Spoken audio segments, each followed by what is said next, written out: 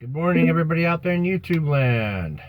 This is your brother Phil with the Sidewalk Saint. Today we're going to talk about silent detachment. I guess you call it that. It's where you don't let life jerk you around anymore by a leash, where you don't let emotions ruin your days or cause you any pain at all. When you get to a certain point, you can really step out of the experience. Those are the key words right there. Step out of the experience. Now, if it's a loving experience, jump right in and swim around, right? Who doesn't want to have a loving, wonderful, beautiful experience? And that's what we're here to experience. That's our true purpose of being here, is to experience and create. And to create things that you experience. By the way, whatever you create, you have to experience. So make sure you create nice things, because otherwise you got a lot coming back around. So anyways, long story short, what does silent detachment mean? What does stepping out of the experience mean? So say someone makes you angry, someone cuts you off, your wife yells at you, your husband, whatever, whoever and wherever you're getting jerked around by your emotions. Can you step out of that? Can you see it from the outside?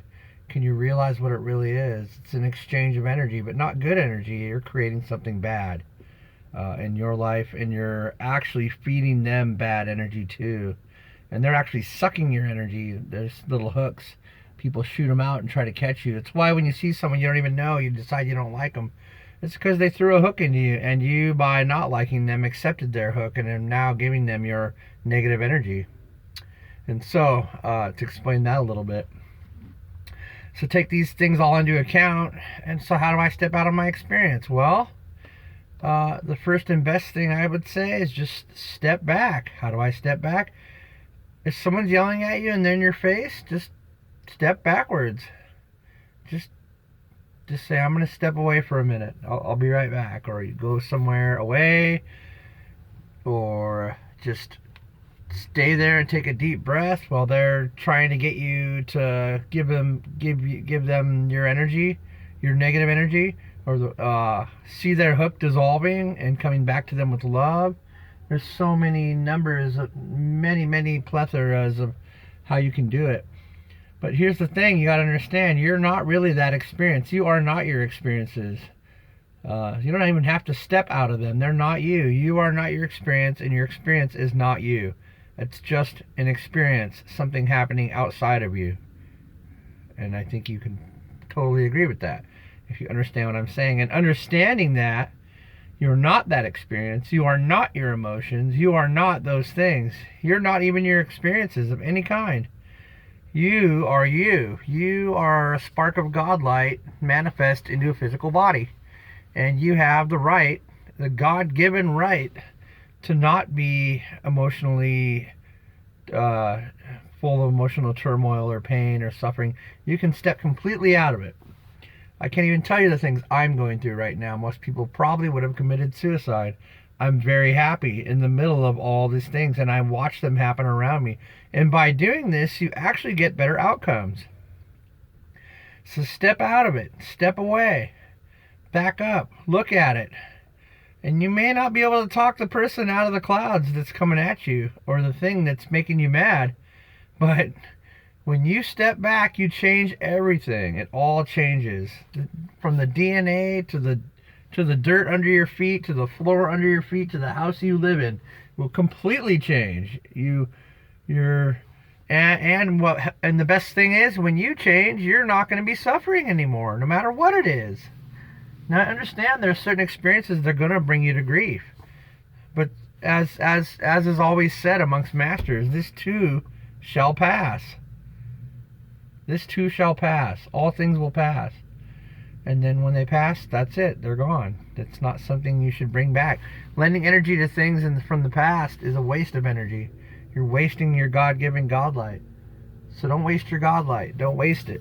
Don't waste the power within you on anger or negativity or being caught up in experiences. And you'll notice more and more the things around you. You'll see them for what they are. You'll see people walking down the street and you'll know what they're doing. You'll see their light, their energy. You'll see their hooks. You'll see them trying to hook you. And you'll start to laugh. You'll just laugh.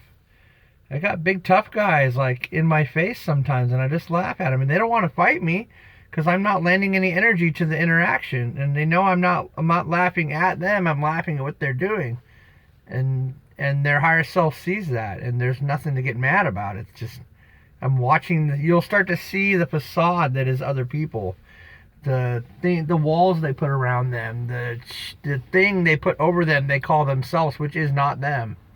You are not your clothes. You are not your money. You are not your things. You are not your poorness. You are not your anger. You are not your hatred. You're not anything but love. That's what you really are. The whole universe consists of activated, unactivated adamantine. And I know that sounds weird maybe to a lot of people, but it's just God particles. Everything's God particles at its base. And love is what's in those. And if you choose to see the love in everything, that's all you're going to see. And it's a rough ride. I'm not going to say it's easy to get this going, but I just want to get that out there, that so you can step back and see things for what they really are. When your wife's getting mad at you, or your husband, or whoever's getting mad at you, they're trying to rob you of your godlight, and they don't even know it. They're only doing it because that's the only way they know how to interact with people. From them trying to become their experiences, they've become a slave to the need to replace their light, because they're not drawing from within themselves. Your God light and all the light you'll ever need comes from your heart center. And then when you fill yourself all the way up with God light, you have to do that first, and then you can share it. You can share it. And then you'll see more and more. Unfortunately, people will want to pull you out of that experience more, because they see you have so much God light and they don't have any, because they forgot their connection. They're not remembering who they really are.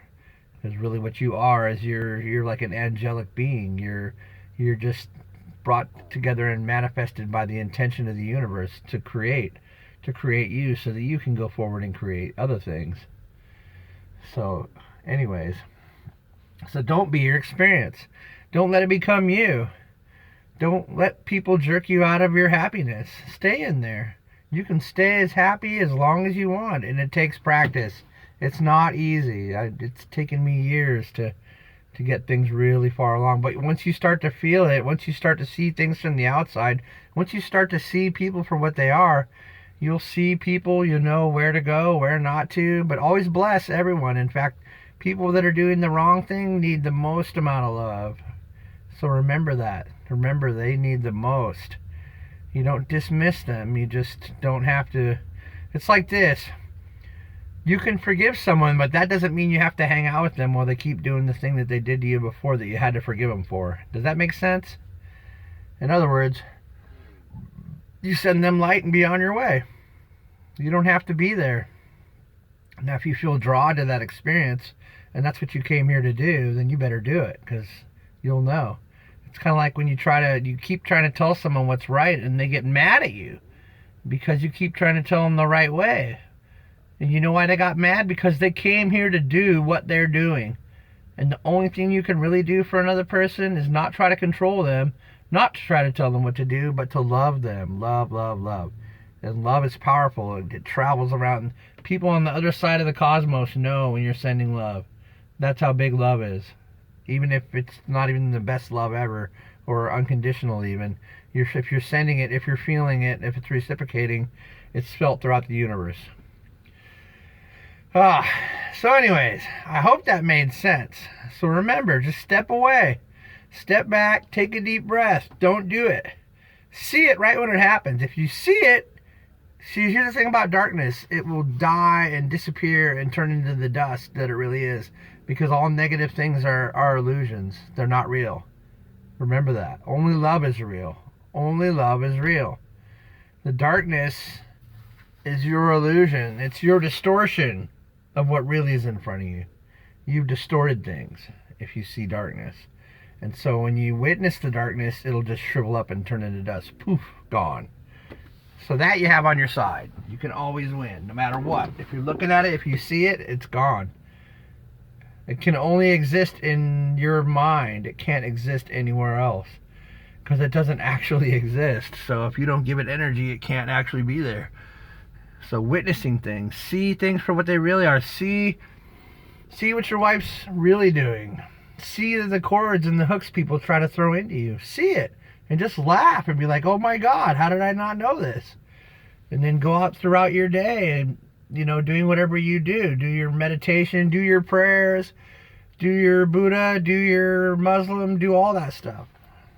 What is more divine than the search for your father and your mother? And that's what you're looking for when you do that. That's why it's human nature to seek religion. Because you're searching for that which you feel like you've lost. And you can regain it through doing just this even. This is the most powerful thing you could ever do. It'll change your life and make everyone's life around you better overall, over time. So anyways, I love you guys a lot, and you guys are my purpose. So we'll see you next time.